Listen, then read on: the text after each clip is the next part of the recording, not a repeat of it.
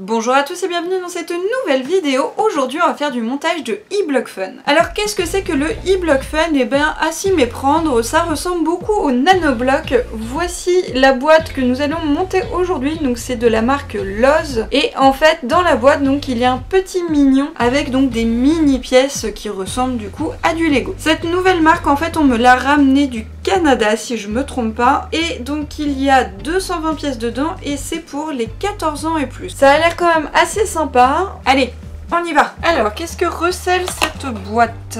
Je vous fais l'ouverture parce que comme c'est la première fois que j'ouvre une boîte de cette marque, je ne sais pas du tout à quoi m'attendre. La notice qui est sur 2 pages et là j'ai toutes les pièces en un seul sachet. C'est vrai que dans les Lego ou les Nanoblock généralement ils sont séparés. Là du coup tout est en un seul, ce qui me va très bien parce que moi après tout va aller dans ma petite coupelle qui est ici. Sans grande surprise, c'est une majorité de jaune, de bleu clair, un petit peu de noir et un tout petit peu de blanc, et il y a du gris aussi. La plaque verte pour poser, ça c'est vraiment cool je trouve. Et puis bah j'attaque. Allez, c'est parti.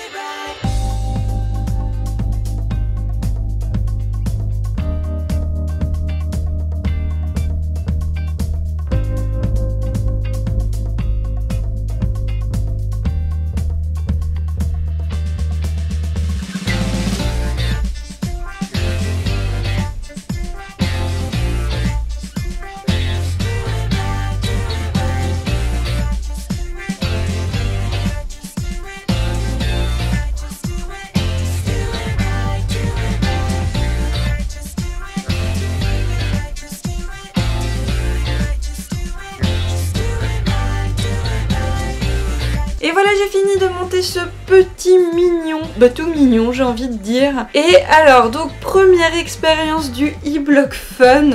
Que dire? Déjà la première chose, pour vous montrer un petit peu le plan de montage, c'est qu'en fait donc ils vous mettent les étapes, mais le truc qui manque, c'est comme pour un plan Ikea, un plan Nanoblock, normalement on doit mettre en fait pour chaque étape les pièces qui sont nécessaires. Là du coup le souci c'est qu'il faut aller décoder la petite partie qui est déjà assemblée on va dire, et voir les pièces qu'il y a dessus. Et bah je peux vous dire que des fois c'est pas pratique, simplement parce que vous voyez il y a des petits traits rouges pour vous expliquer là où vont les pièces les unes sur les autres, et du coup des fois ça cache un peu la pièce. Plusieurs fois du coup je me suis trompée de pièce, je pensais que c'était par exemple une 2 alors qu'en fait c'était une 3 mais le bout était caché. Donc bon, déjà ça c'est mon premier regret, petit point négatif on va dire. La deuxième chose c'est la fragilité de la structure.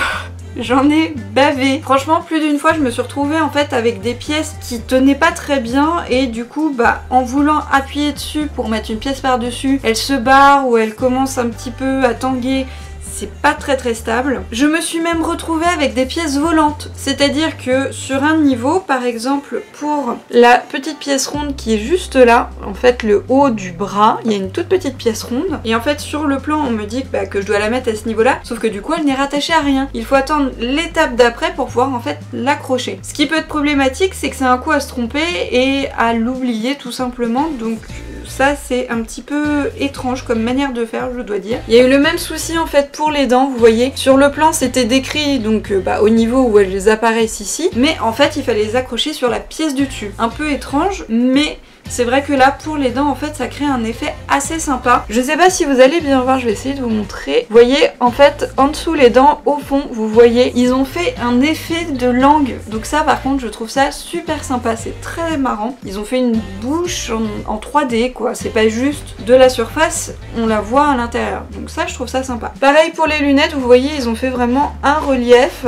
On a donc les yeux qui sont au niveau du corps et les lunettes qui sont en relief. Limite je pense qu'ils auraient pu faire la même chose pour le noir, ils auraient pu le faire un petit peu ressortir, je pense que ça aurait été aussi super sympa. La figurine finale est pas mal, mais en fait le souci justement du côté un peu bancal du montage, c'est qu'il y a plein de pièces qui tournent un peu, simplement parce que j'ai beaucoup de pièces qui sont des 1 bloc, et ce qui fait que quand on les met elles tournent légèrement. J'ai essayé plusieurs fois de les remettre, mais le problème c'est qu'en essayant de les faire tourner, je faisais tourner celle qui était en dessous, et en plus du coup je shootais un peu dans les pièces d'à côté, donc j'ai abandonné au bout d'un moment. Sur l'arrière là notamment ça se voit pas mal, mais bon, j'ai essayé vraiment de faire au mieux, mais le problème c'est que la structure est trop fragile pour pouvoir réinstaller un peu les pièces. À un moment j'ai même appuyé sur un truc, il y a tout qui s'est barré. Du coup la pièce finale est vraiment super sympa, je trouve l'effet hyper cool. On a en plus un socle, donc ça c'est sympa, même si très logiquement on ne peut pas centrer la figurine sur le socle, c'est un peu couillon quand même. Par contre au niveau montage c'est vraiment pas évident, et j'ai d'ailleurs une autre boîte à monter, c'est pas un mignon, c'est un tout autre thème. Du coup j'appréhende un petit peu, mais au moins je sais maintenant à quoi m'en tenir. Voilà du coup pour ce premier test de iBlock Fun, où du coup le résultat est un petit peu mitigé. Je suis quand même contente du résultat final, mais le montage est pas évident. Pourtant je suis quand même habituée à monter des petites pièces, mais bon. Et voilà, c'est terminé pour moi. N'hésitez pas, si vous avez des questions, n'hésitez pas aussi à mettre un petit pouce bleu, et sur ce je vous dis à la prochaine pour une nouvelle vidéo. Salut à tous!